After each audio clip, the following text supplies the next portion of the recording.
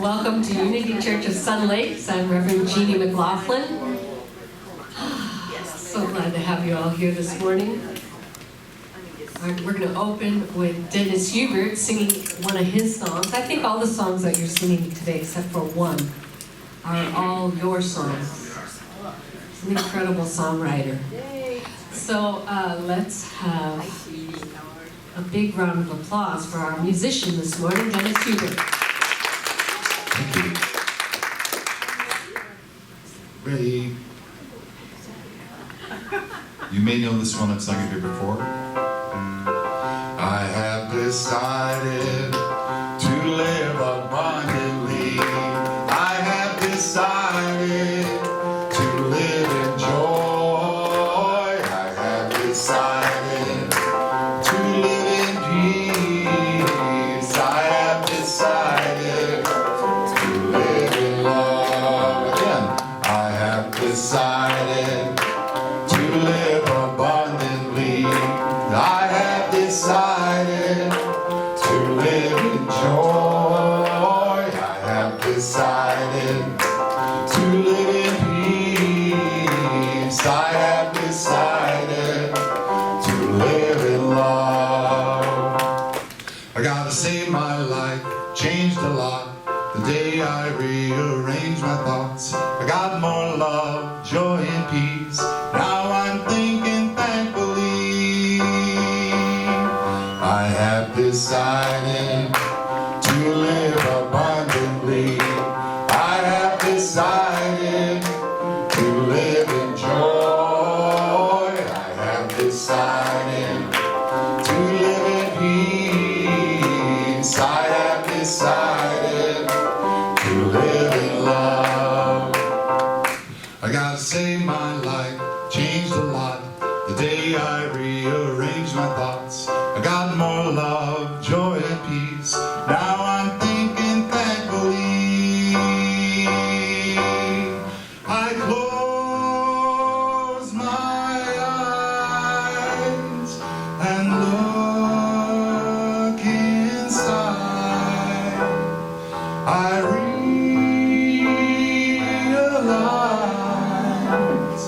my heart's my God. I have decided to live abundantly. I have decided to live in joy. I have decided to live in peace. I have decided to live in love. I have decided to live in love. One more time. I have decided to live in love.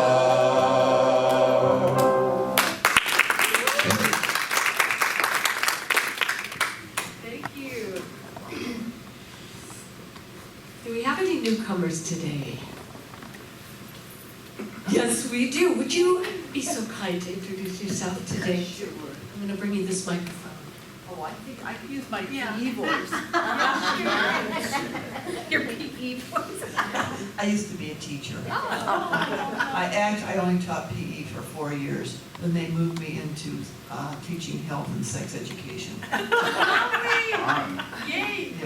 My name is Mary Lou Claypool, and I live here in Sun Lakes, and I've been here for 26 years.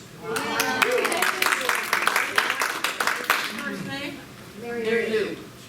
Mary Lou, we have a welcoming statement, which we say to you, and we also say it to each other. And I also want to say we have a second-timer couple here. So that's exciting. Judy and Pat are back this week with us. And Sheila Taylor is back, Sheila's been gone for, this is her first time back, so we welcome all of you with our welcoming statement. Let's say this together. We love you, we bless you, and we welcome you. Yes. And now it's time to say hello to the people that you didn't get a chance to say hello to when you came in. We'll just take a brief moment. If you want to shake hands or whatever, or hug, you ask first what everyone's comfortable with, okay? Let's do it. Let's make our way back to our seats.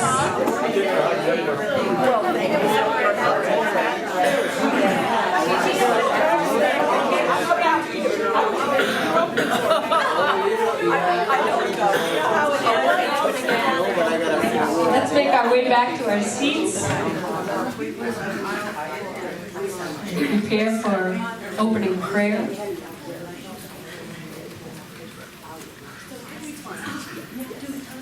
Taking in some deep breaths.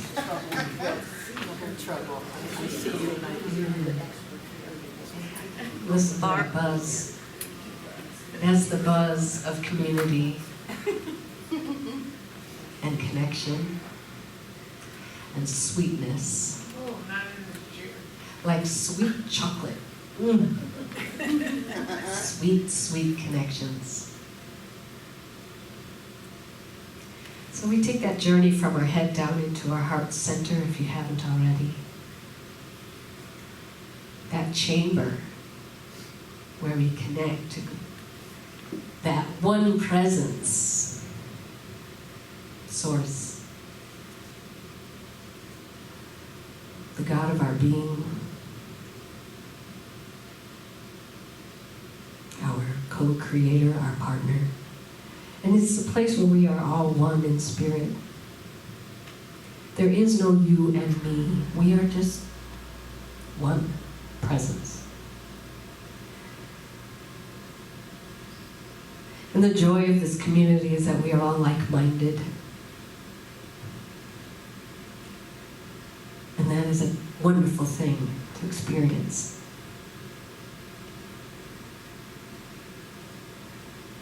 We know that there is only one power and one presence, and that is God, the good, omnipotent.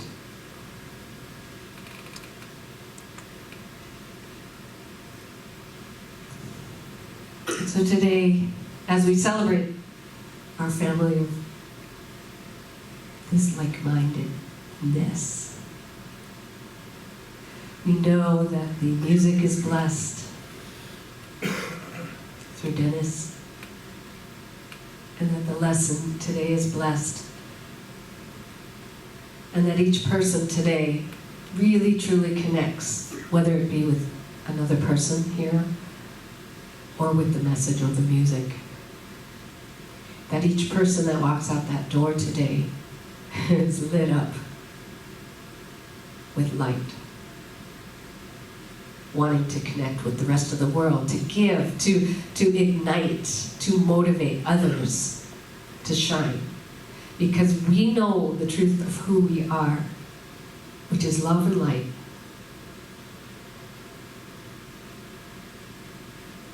And if we ever think that that's not the truth, we know that we can reach out to our community here, have a little conversation, and get right back to being love, light, and truth.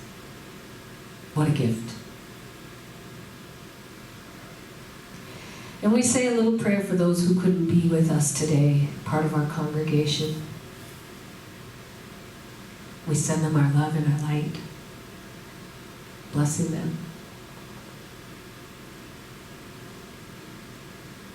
We're so grateful for our lives, for all the lessons that we've learned, and for all of the beautiful people that are images, perhaps mirrors, of things that we need to learn about ourselves. What a gift to be awakened, to be able to see. Today, as we unfold more conditions of miracles, may we all really absorb and go out and be miracle workers in our lives.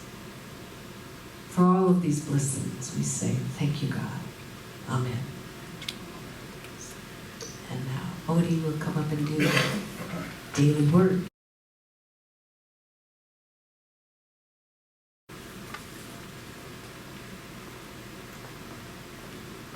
Good morning, all you smiling, beautiful faces. The word for today is one of my favorite words, thoughtful. My kind words and deeds are a blessing. Today, I bring the love and peace of God to all of my encounters by being thoughtful. More than politeness and deeper than kindness, thoughtfulness means that I consider the comfort and happiness of others equal to my own. My intention is to let those in my life know what they mean to me. I may reach out to someone who needs an encouraging word, letting them know they have what it takes to succeed. Or I may surprise someone with a kind act, anticipating a need and taking care of something before they have to ask. Each thoughtful word lets those in my life know how important they are to me and how worthy they are of my time and attention. And from Hebrews 13, verse 16, do not neglect to do good and share what you have, for such sacrifices are pleasing to God.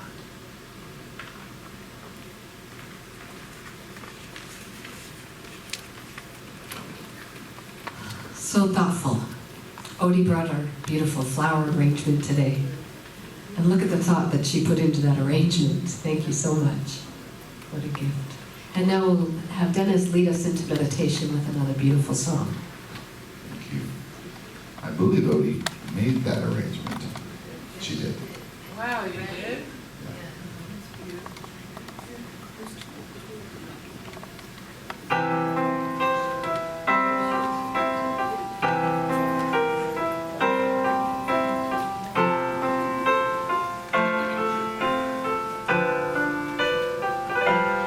I go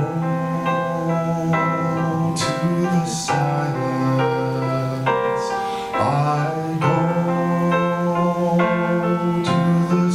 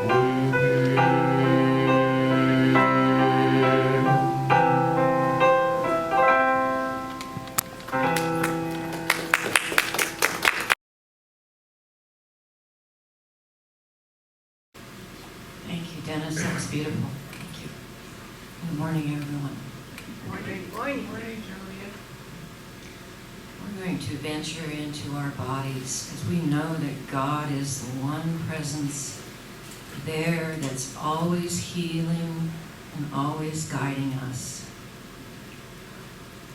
Now take your thoughts into your head where your brain is and know that that is God's place to move. In your eyes, in your ears, in your mouth, so that you can speak kind words. As it travels through your throat, where you can speak the truth. And this healing energy goes down into your heart and your lungs, all your liver and all the organs. Your solar plexus glows with a beautiful yellow light. It's a healing energy, a love energy. This energy flows down to your sacral chakra and your root chakra, healing all of your organs there, blessing everything. This healing energy flows through your legs, through your veins, to your feet. That's where our stability is for our temple. This energy flows out into Mother Earth. She receives that beautiful healing energy that we share with her. And we know that she shares with us her food, her water, and her healing energy. And that energy comes back into us and warms us. Goes up our legs, to our body, our heart. And that healing energy flows out your arms as you envelop the universe and every being in there with healing love energy. And we know that God is the one presence within us, and that healing energy from Him, her, is flowing all through our system.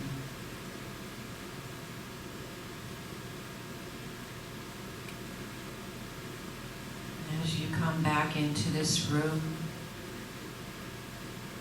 you enjoy the words and the songs that we will learn from and hear, and know that God is within us.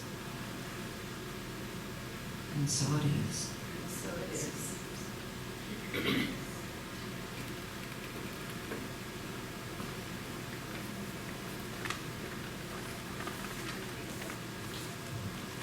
Bring these over here for this one.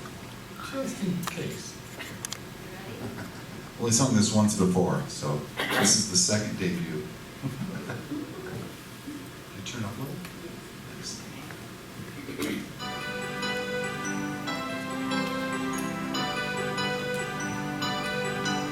I learned some things in life I wish I'd not. And some things it'd be best if I forgot. I learned how to judge and I learned how to hate, how to be a critic and how to create. I was taught that some folks matter and some don't. I was taught to find the blame and find the fault. I was taught to be angry and live in fear, taught how to love and how to be clear. Now I've changed my view and I've found a new teacher or two who teach me to walk step by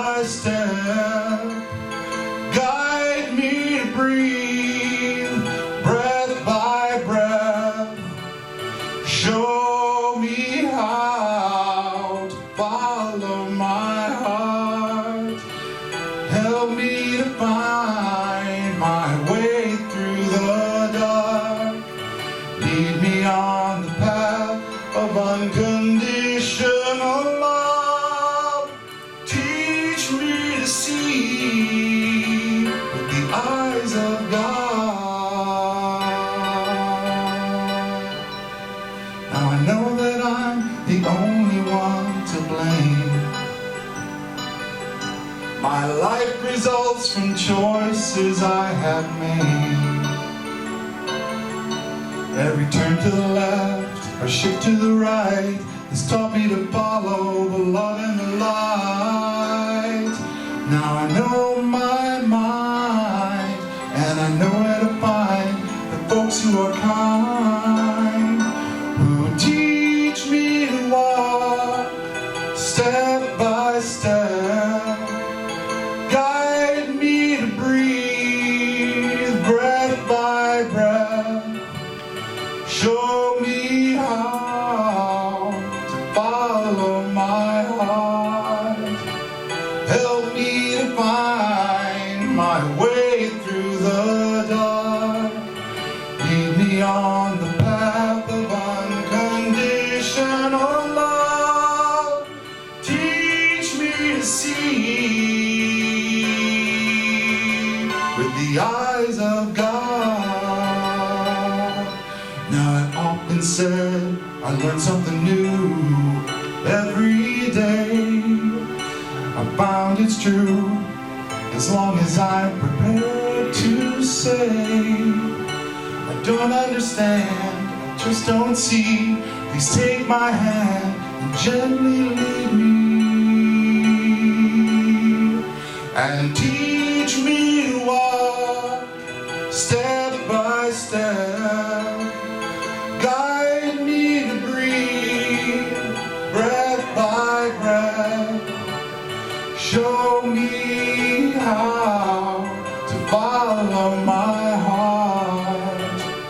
Help me to find my way through the dark. Lead me on the path of unconditional love. Teach me to see with the eyes of God. Teach me to see with the eyes of God.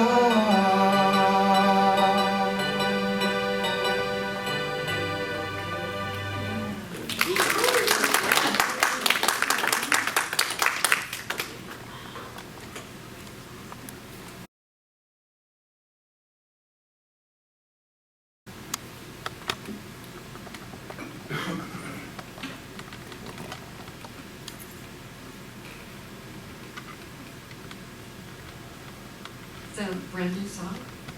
A year old. Oh, wow. Perfectly for where I am with my path. Thank you for that. It's beautiful.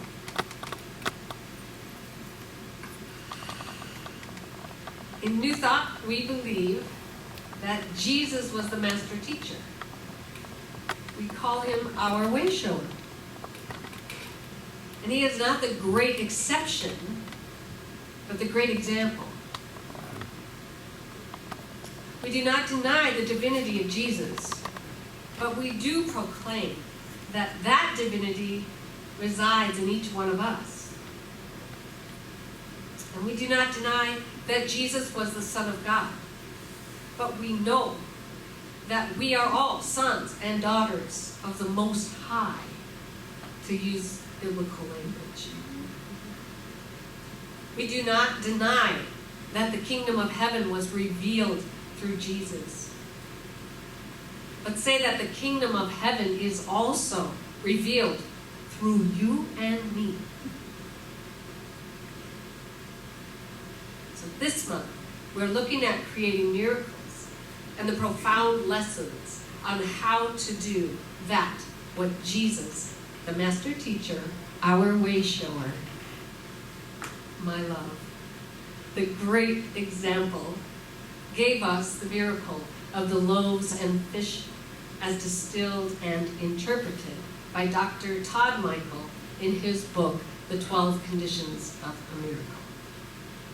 Dr. Michael was an emergency room medical doctor for many, many years, whose experiences with divine encounters or divine interventions caused him to take a new look at life.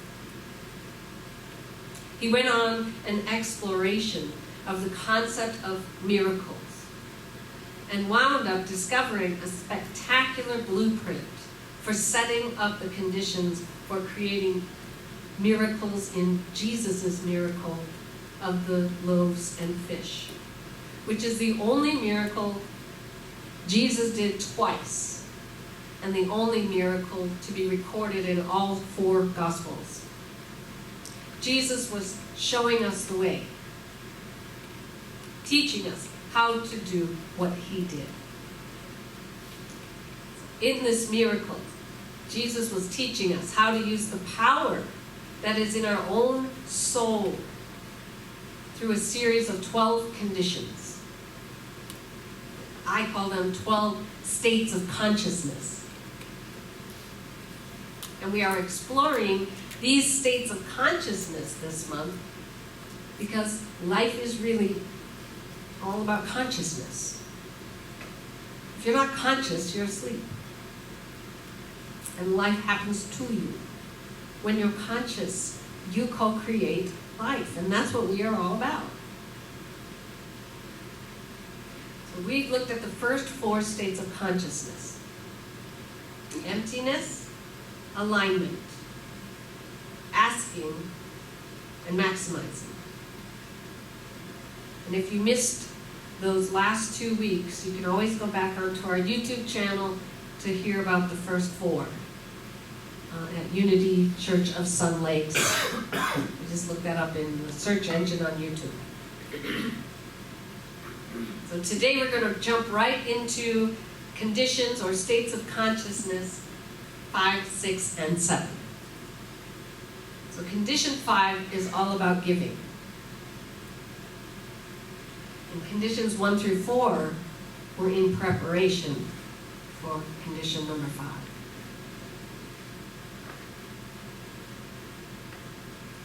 Because condition number 5 really gets things moving.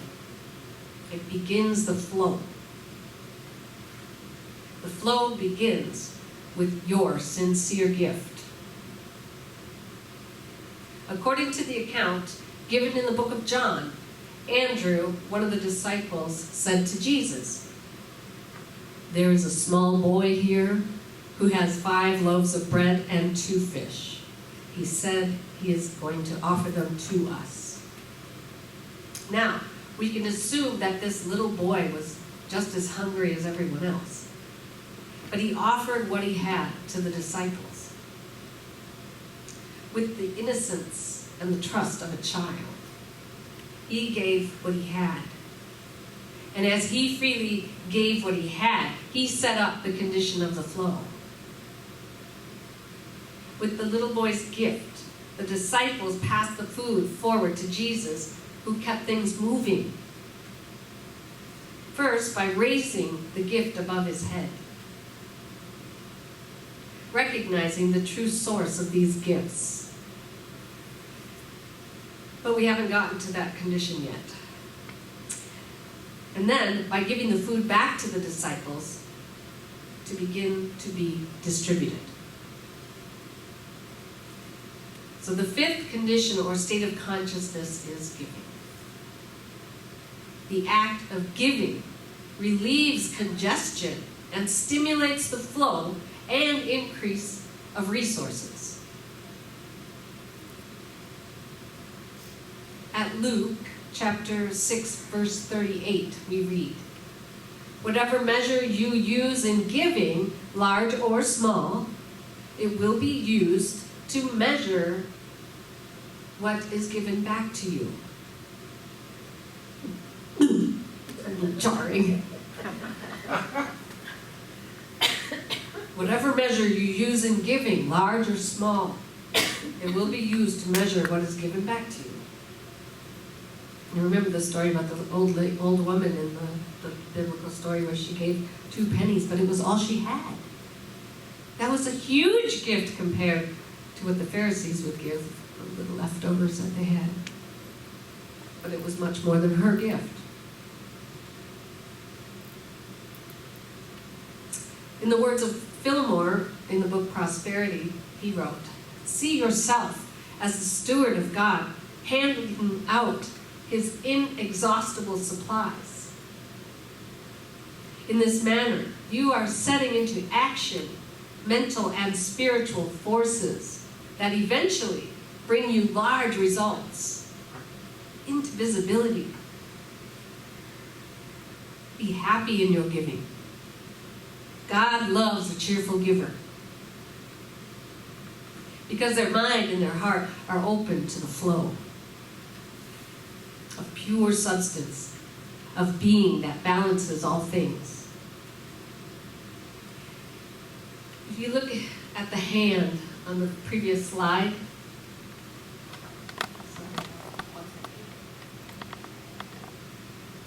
this hand is open to giving. So here you go. And it is also open to receiving. But the hand that does not give is not open for receiving.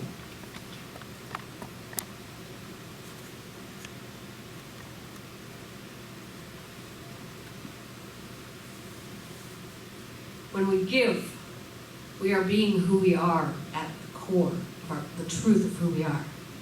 The eternal outpouring of Spirit through its own creation. It's creation. That's us. When we give, we are coming from our divine nature. Some thoughts for activating this 5th condition, the condition of giving, is focusing on the feeling behind the gift.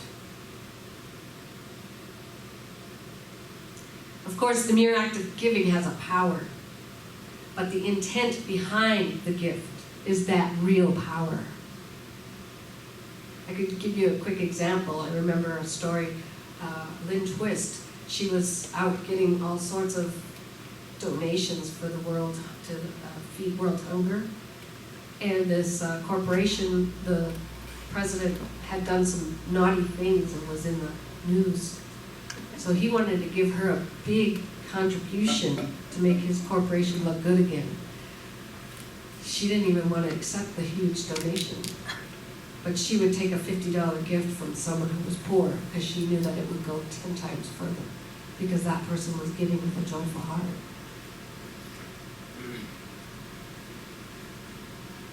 So as always, the conditions of a miracle work at the level of consciousness. The generosity and love motivating you to give are ultimately what stimulate your flow. The feelings of love and satisfaction and joy that result from true giving activate the law of attraction, thereby bringing into our lives experiences that will promote feelings of love and satisfaction and joy in your life. There's a simple test that you can use to evaluate whether you are setting up a condition for a miracle through your giving. And you will know that the gift is capable of generating miraculous results if the act of giving that gift makes you feel really good. And it's that simple. I know people that do that even when they pay their SRP bill. Thank you for that electricity. I'm going to give you this money because I'm so grateful I can flip a switch. I love to tithe. When, I don't know how many years ago I started tithing. It was a class I took where it really hurt. It just hurt. It was a challenge to tithe for 6 weeks off of my gross income. And at that time I was only tithing off of my, well, of course I started out tithing on what I had left over in my purse as a young adult. But then when I learned about tithing and how it worked. I started tithing off of my paycheck, what I was able to take home. And I had told some of you a couple years ago that I met with another minister friend who said, well, would you rather have God bless you on your gross or your net? So, of course, my gross. And it hurt a little bit, but I don't even notice it now. Just every time I get a paycheck, and I do lots of different things on the side, weddings or whatever. I mean, when I make that money, I just go online, and even if it's $5 for a $50 deal, boom, feels so good.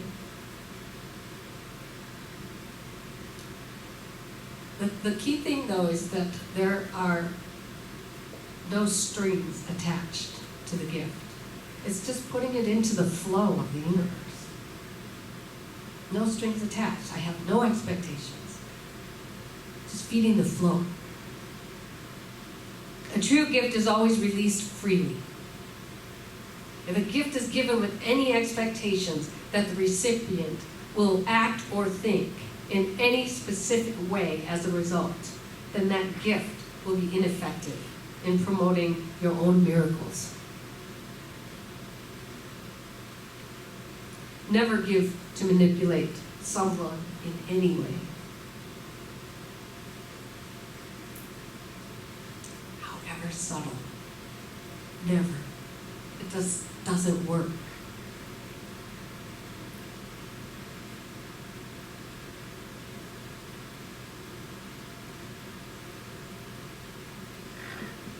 We have to learn how to just let it go completely. It's a practice. The kind of giving that facilitates miracles involves a major shift in consciousness. Right?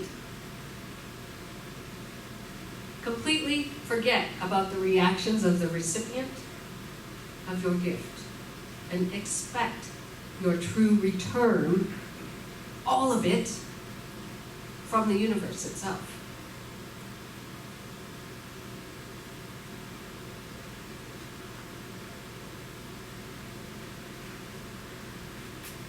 Remember, form follows thought. We know this.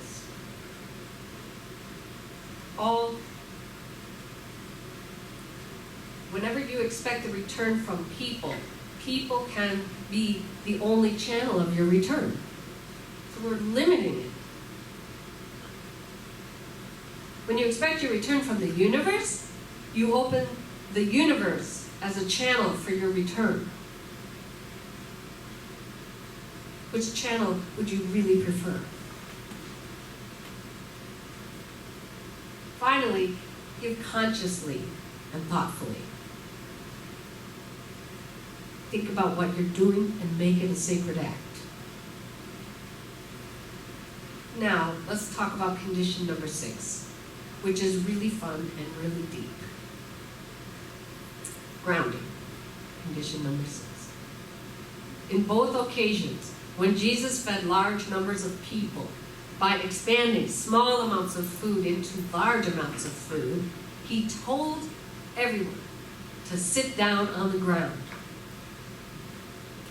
On the grass, in some, depending on which gospel you are talking about. Now, digging into the original Greek text, Dr. Michael did, it reveals another meaning to this passage. The Greek words for sit down on the grass actually mean to recline or lie back in the garden. Now, you might think that this is an odd saying to say to people who are in the middle of the desert. And it was an odd thing to say. Telling people to lie back in the garden doesn't really make any sense at all. There's no grass in a desert, unless you live in Sun Lakes. And there certainly is no garden in the desert. Therefore, the unusual phrase, it must have had a deeper meaning. A metaphorical level of meaning. So Michael writes, it turns out that this deeper level isn't difficult to uncover. The use of the word garden is very reminiscent of the Garden of Eden. Indeed, exploring this metaphor yields a wealth of pertinent metaphysical information which is completely consistent with the conditions of a miracle. So what does it all mean? Consider the story of the Garden of Eden, and let it serve as a metaphor for the development of human consciousness. The original natural state of human beings is like that of a child. A child has not yet eaten of the tree of knowledge. As a result, a child is wholly in the present moment and free to experience things just as they are. The child does not judge. The child feels no shame or nakedness. All these things we feel as adults. Being just as she is in the garden of the present, a child is perfectly grounded to receive the flow. As a result, she experiences no lack and has everything she needs in great abundance. To lie back in the garden is to relax and return to the natural childlike state of mind. And when we open our consciousness in this way, the doors of perception will open, and you will be able to see the beauty and the abundance that exists all around us. That's substance. And through this process of grounding, we will put ourselves in a position to receive our abundance. We'll activate the condition of consciousness, of grounding, by staying in the present moment as much as possible. The past and the future do not exist. They are figments of the imagination. Since the present is the only real place that you can be, it is the only place that you can receive anything of real value. Only when you are firmly grounded in the here and now will you be positioned to accept the flow.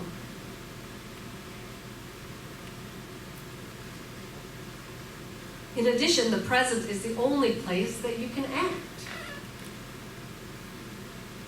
It is the only solid platform from which you can do real things to advance your dreams. As you go through your day, return to the present moment over and over and over again to wake up and prosper. And finally, at least for today, condition number 7. Seeing. This miracle condition is described by the passage at Matthew chapter 14, verse 19. And he ordered the people to sit down on the ground. Condition number 6. And he took the 5 loaves of bread and the 2 fish, and he looked up to heaven. Condition number 7 is activated by the passage, he looked up to heaven. But this passage has, yet again, a deeper meaning than just physical act of looking up. The act of looking up to heaven is described by 2 interesting original Greek words, which I cannot pronounce, and I'm not even going to try. But the first one can mean to look.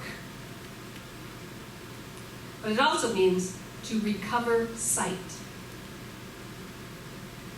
And the second word could be translated to mean heaven. But there are other shades of meanings for it. It could also mean power or happiness. And the key meaning of it is the idea of elation. Oh, I love that word. So looking up to heaven more accurately says recovering our elevated sight, or turning away from the condition and focusing our attention on the source. Consistently remembering where all resources originate is an incredibly powerful gift. Michael writes, because there is only one source, and because everything in the universe comes from this source, every individual kind of matter and energy is in reality a different form of manifestation of the same substance. And what exactly is this primordial substance? As many quantum physics have begun to suspect, it is not a subatomic particle like a lepton or a quark. It is indeed consciousness. The channel or that pipeline that will connect us with the source is not made of tile or plastic. It is made of our consciousness. You see how powerful you are. So we must reshape our consciousness, reshape our reality. Reshape your consciousness by seeing that which you already have in condition number 3, which is asking, and by connecting with the source, from which everything you don't yet have comes, condition number 7. The passage in Matthew tells us something important about Jesus' consciousness. It indicates he must be seeing in his mind's eye that the crowd was already supplied. He must have had this mental image. His subsequent actions clearly reflected this,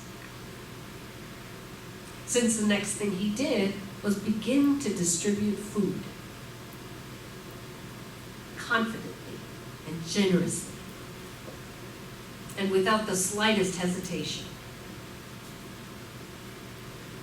He couldn't have proceeded this way without having a clear picture of this final state. The 7th condition, or state of consciousness, of a miracle is established by restoring the vision. By seeing the successful fulfillment of our desire in the mind's eye, as if it was real in the here and now.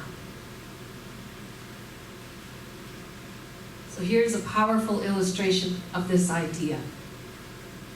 Admiral James Stockdale was the highest ranking United States military officer in the Hanoi Hilton prisoner of war camp during the height of the Vietnam War. Tortured over 20 times during his 8-year imprisonment from 1965 to 1973, Stockdale lived out the war without any prisoner's rights, no set release date, and no certainty as to whether he would even survive or see his family again. How did he deal through this 8 years?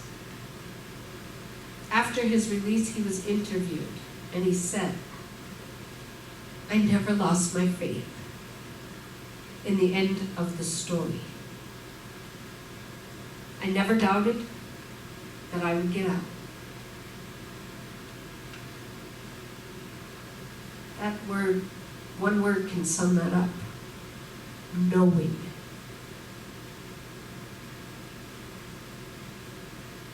He clearly saw the end in mind. He clearly saw his release. Jesus clearly saw the end in mind. He saw the people fed.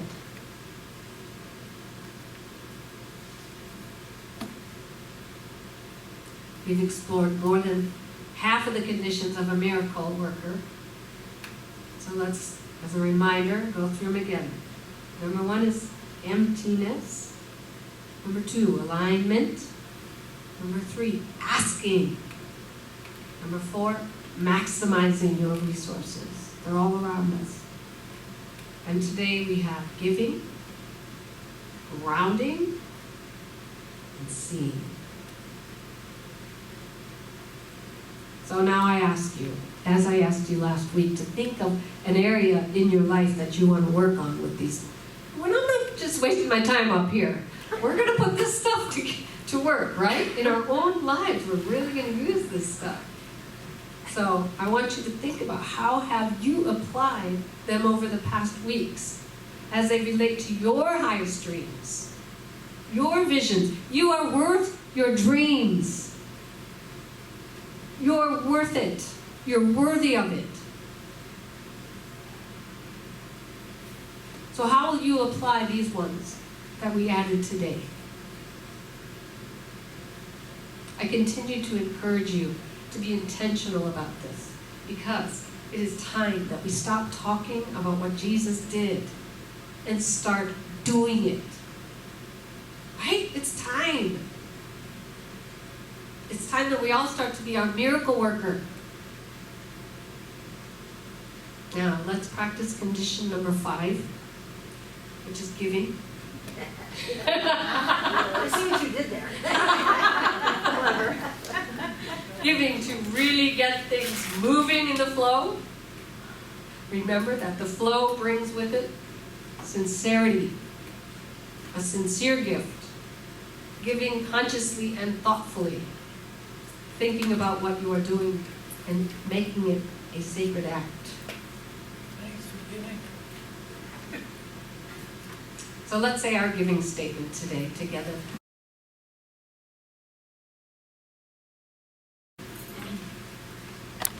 Divine love as me, blesses and multiplies all that I am, all that I have, and all that I circulate.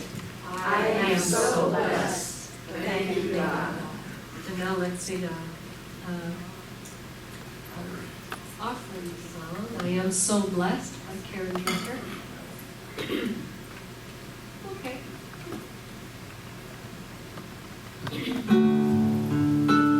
And we have an offering basket in the back if you would like to leave your gift here. I am so blessed. I am so blessed. I am so grateful.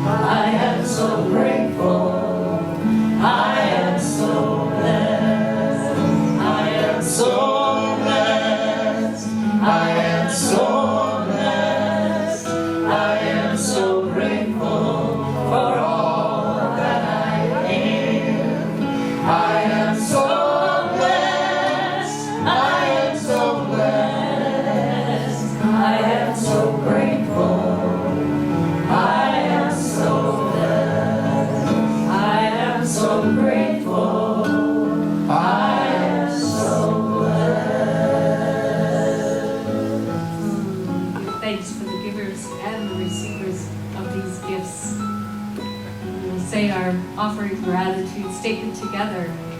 We give thanks for these many blessings of today and know they are the symbol of the inexhaustible substance of the universe. I give thanks that 10 times this much is now on its way to me, and quickly manifests in perfect ways. Thank you, God.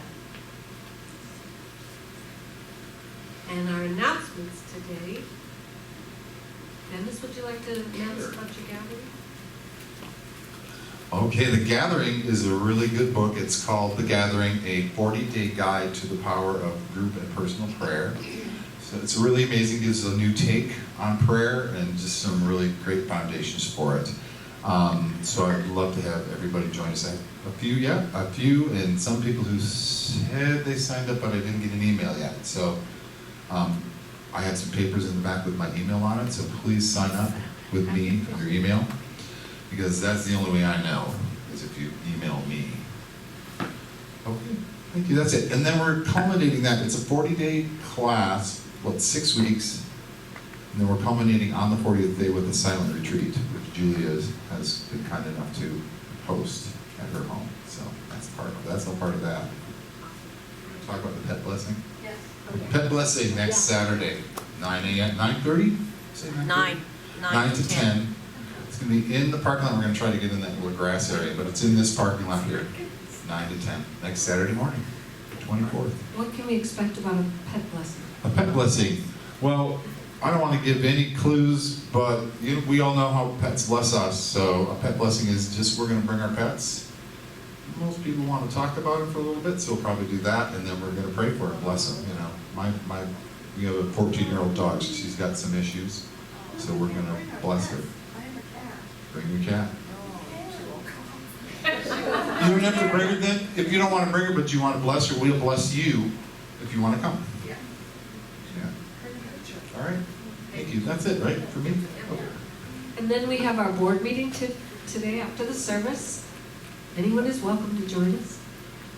Our prayer partner today is Dennis, so he can meet you in the back if you would like personal prayer today. And then, of course, we have sign-up sheets in the back. I'm so grateful those sheets are really filled up, so there's still some things open if you're interested in doing things. But thank you. Our Reiki meeting meets every Tuesday at 9:30. You can talk to Betty if you want to be plugged into our Reiki meetings. And then Julia runs the prayer group meetings at 10 a.m. 10 on Wednesdays. 10 on Wednesdays, Zoom. And, I didn't update the musician. Can't remember who it is. We'll have to be surprised. We'll hear Dennis again. He can come again. And I want to say congratulations to Amy, our new sound person. She did a wonderful job. Thank you, Mark, for being a great trainer and for all that you do. Thank you. And Odie, thank you so much for bringing the flowers today. It was just lovely. And of course, Julia, coming and setting up. I appreciate you. Do I have everyone? I think we do. Betty, are you talking about the Explorers? No, Betty doesn't have any announcement for today. But thank you. So let's all stand. If there isn't anything else, let's stand. Kate?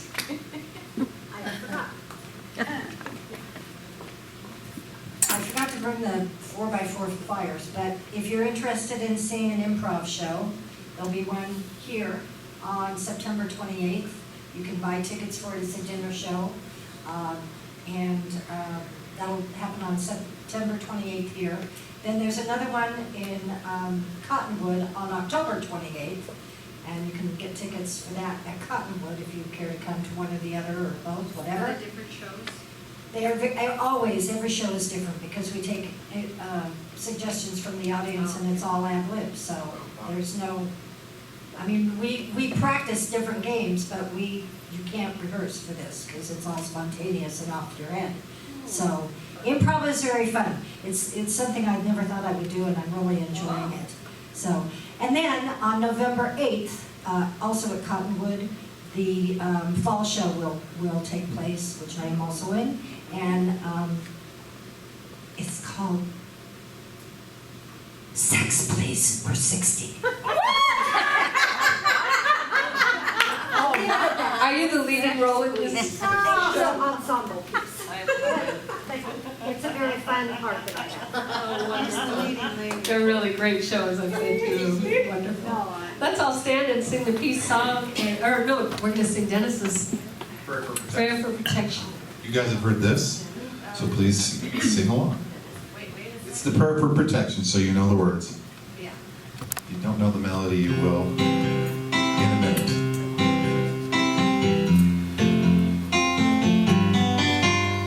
The light of God surrounds us. We are the light. The love of God enfolds us.